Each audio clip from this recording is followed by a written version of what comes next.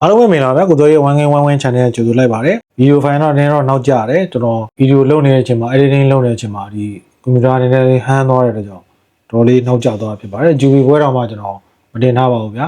ဟိုတော်လေးနောက်ကျတဲ့အတွက်ကြောင့်ပါကျွန်တော်ည10နိုင်မှာဆိုတော့လီဗာပူးနဲ့မန်ယူပါဝင်လာပြီဖြစ်ပါတယ်မန်ယူကျွန်တော်လီဗာပူးကနေပြီးတော့ 1D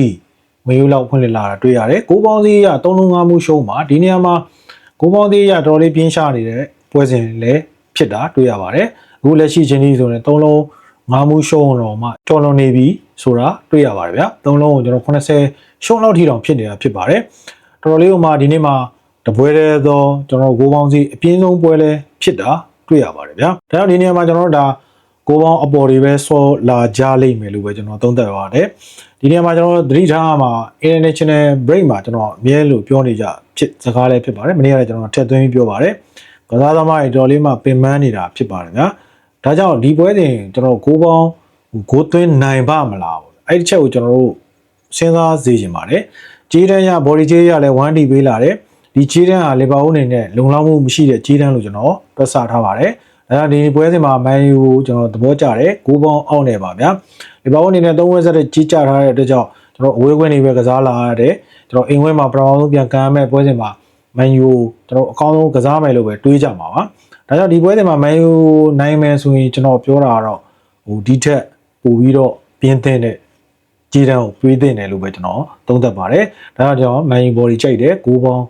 အောက်ကြိုက်ပါတယ်ဗျာနောက်တစ်ခုကတော့ကျွန်တော်တို့ဒါစိန့်ဘော်လီနဲ့ဟော်ဖင်တို့ပါဝင်လာပြီကျွန်တော်10နာရီမှာပဲကံမှာဖြစ်ပါတယ်ဒီပွဲစဉ်မှာစိန့်ဘော်လီကကျွန်တော် level 20ပေးတယ်3လုံး80အနိုင်နဲ့ပါဗျာဒီပွဲစဉ်ကျွန်တော်တို့ဒါ6ပေါင်းပေါ်တင်တဲ့ပွဲစဉ်တစ်ပွဲပါ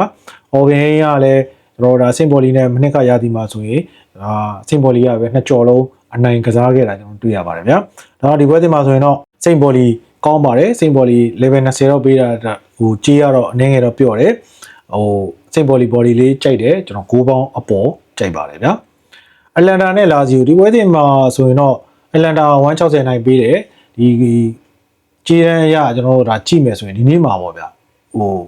ကြေးနောက်လိုက်မယ်ဆိုရင်တော့ဒီပွဲစဉ်တွေကကျွန်တော်လာစီယိုရိုက်ကိုရိုက်ရမယ်ပွဲစဉ်တွေဖြစ်တာတွေ့ရတယ်နောက်တစ်ချက်ကျွန်တော် AC Milan လည်းဒီလိုပါပဲ AC Milan လည်း160နိုင်ပေးတယ်ဒါကြောင့်ဒီပွဲစဉ်တွေကကျွန်တော်တို့ခြေတန်းအနောက်ကိုလိုက်မယ်ဆိုရင်တော့လုံးဝဒီနေ့မှာကျွန်တော်တို့လာဇီယိုရိုက်ရမယ်ဖလိုရီနာရိုက်ရမှာဖြစ်ပါတယ်ဗျာဒါဒီပွဲစဉ်မှာကျွန်တော်အလန်နာကိုကျွန်တော်မယုံကြည်ထားပါဘူးကျွန်တော်လာဇီယိုဘော်ဒီကိုကြိုက်တယ်ဒီပွဲစဉ်ကျွန်တော်တို့ဒါဂူးပေါင်းပေါ်သွားနိုင်တယ်လို့ကျွန်တော်သုံးသပ်တယ်လာဇီယိုအနေနဲ့လည်း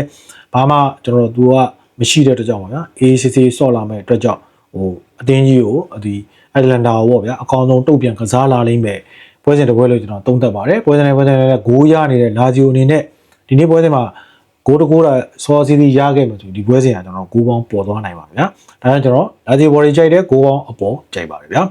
နောက်တစ်ခါကျွန်တော်လီဗန်တင်းနဲ့ဝလကာနိုဒီပွဲစဉ်မှာဆိုရင်တော့နှစ်တင်းကတော့မျှရတယ်73နဲ့14လာတွေ့တာဖြစ်တယ်ဝလကာနိုဝေးဝဲနဲ့လည်းပဲစပြားပေးတယ်တူးရှုံးထီတောင်ဖွင့်ထားတဲ့အတွက်ကြောင့်ဒီပွဲစဉ်ကျွန်တော်တို့ဂိုးပေါင်းအပေါ်ရရမယ်ပွဲစဉ်လို့ကျွန်တော်သုံးသပ်ပါတယ်ဝလကာနိုဘော်ဒီကြိုက်ပါတယ်ဗျာနောက်တစ်ခါကျွန်တော် AC Milan Fiorentina ဒီပွဲစဉ်လည်းကျွန်တော်ခုနအတလန်တာပွဲမှာသုံးသပ်သွားသလိုပါပဲ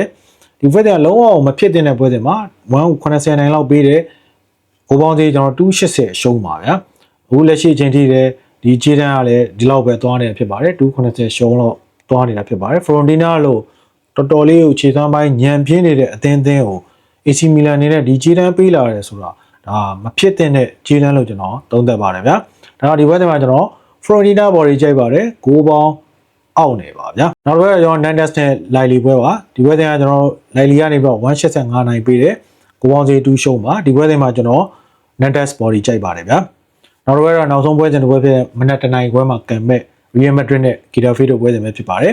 Real Madrid က130ရှုံးပေးတယ်6ပေါင်းစီရ2ရှုံးပါစပိန် La Liga မှာပေါ့ဗျာစပိန် La Liga မှာအမြဲလို့ကျွန်တော်ကြည့်နေရမယ်အသင်းကြီး3သင်းပေါ့ဗျာဘာစီလိုနာ Atletico Madrid Real Madrid ပါဒီ3သင်းอ่ะဆိုရင်အမြဲလို့ကျွန်တော်ဒါကြေးအောင်တယ်ဆိုတော့အကုန်လုံးအောင်ကြတာတွေ့ဖြစ်တယ်လို့ကြေးကြပြီဆိုတော့တောက်လျှောက်ကြခဲ့တဲ့အတွက်ကြောင့်ဒီပွဲစဉ်ကျွန်တော်တို့မနေ့ကဘာစီလိုနာကြေးကြတယ်အက်တလီကိုမက်ဒရစ်ကြေးကြတဲ့အတွက်ကြောင့်ရီယယ်မက်ဒရစ်နေတဲ့ဒီနေ့ပွဲစဉ်မှာကြေးကြဖို့များပါတယ်လူရှုံဖွင့်ထားခြင်းအပြင်တစ်ဖက်သွင်းကိုပဲရီယယ်မက်ဒရစ်သွင်းကိုတကူသွင်းကိုပဲရှိမယ်လို့ဘူကီရီကဖွင့်လှစ်ထားတဲ့ကြောင့်ဒီပွဲစဉ်ကကျွန်တော်ဂိုးပေါင်းအောက်ဆော့တင်တဲ့ပွဲစဉ်လို့ကျွန်တော်သုံးသပ်ပါတယ်ဗျာရီယယ်မက်ဒရစ်နိုင်ငံရဲ့ဒီပွဲစဉ်ကျွန်တော်တို့က 1-0လောက်ပဲဖြစ်ဖို့များပါတယ်ဒါပေမဲ့ကျွန်တော်ဂီတာဖေးရတာတကူထည့်ခဲ့မယ်ဆိုတော့ Real Madrid တော်တော်လေးကန်ရမှာဖြစ်ပါတယ်ဗျာဒါတော့ဒီဘက်မှာကျွန်တော်ဂီတာဖေး body ကြိုက်တယ်ဂိုးပေါင်းအောက်ပဲကျွန်တော်ကြိုက်ပါတယ်ဗျာကဲဒီနေ့မှာကျွန်တော်ဒါနည်းနည်းတော့နောက်ကျတယ်ဆိုပေမဲ့လည်းကျွန်တော်တို့တကယ်ချင်းတွေအပေါင်းတွေပြကြပါကြလို့ပဲစုမုံတောင်းပေးလိုက်ပါတယ်ကျွန်တော်ကြွေတော့ကြာနေတဲ့အတွက်ကြောင့်ကျွန်တော်အကန်ဆော့ခြင်းလဲဆော့ပါဗျာကျွန်တော်တို့ဒါအာရီကီရဖို့အရေးကြီးပါတယ်တကယ်ချင်းတွေဒီနေ့မှာအပေါင်းပြကြပါသည်ဗျာ